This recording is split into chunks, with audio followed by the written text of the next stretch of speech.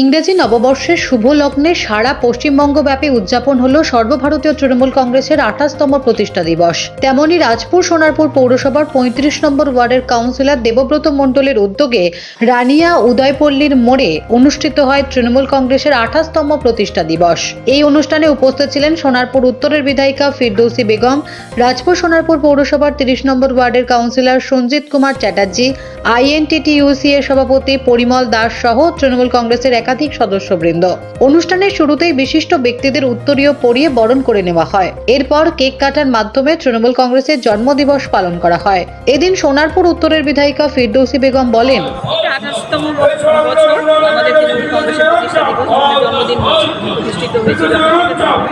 এই 28তম বছরে আমরা প্রত্যেকটা মানুষের কাছে একদিকে যেমন দল প্রতিষ্ঠিত হলো এবং তার সঙ্গে সঙ্গে আমরা 2001 পর সরকার প্রতিষ্ঠিত হল।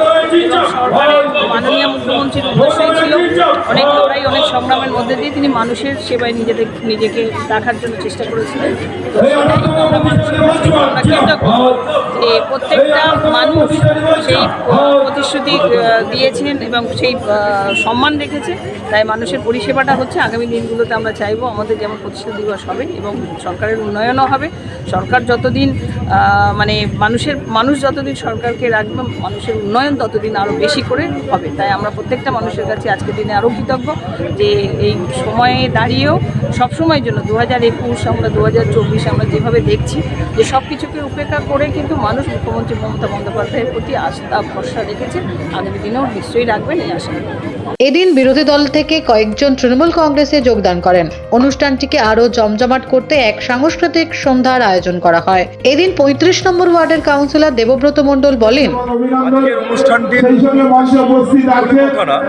আমাদের দক্ষিণ রানিয়া কনভেনার গোপাল দাস মহাশয়, তাকে জানাই আমার প্রণাম এবং নতুন বছরের প্রীতি শুভেচ্ছা এবং অভিনন্দন।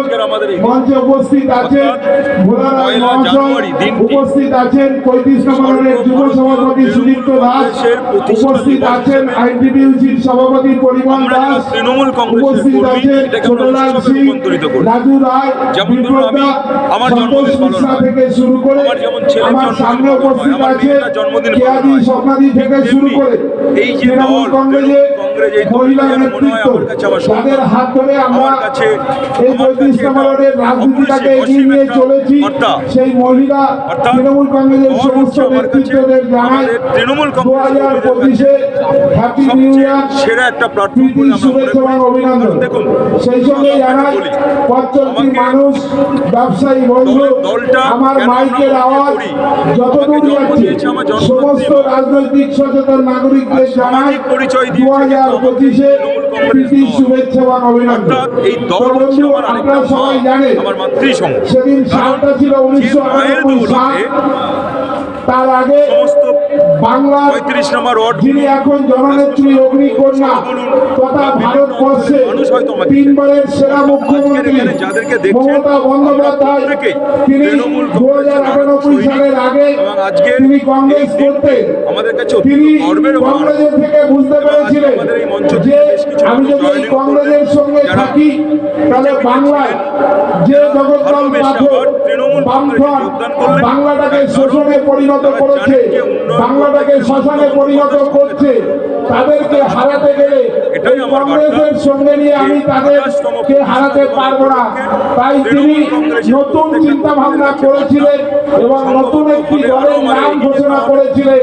1999 সাল 1 জানুয়ারি তিনি যে দলটার নাম ঘোষণা করেছিলেন সেই দলটার নাম তৃণমূল কংগ্রেস, যে দলটা 1998 সালে প্রতিষ্ঠিত হলো এবং 2011 সাল বাংলার খেটেখাওয়া। এই অনুষ্ঠানে সামিল হতে অসংখ্য মানুষের উপস্থিতি লক্ষ্য করা যায়। ক্যামেরায় অভিষেকের সঙ্গে রাজতনয়ার রিপোর্ট, সোনারপুর বার্তা।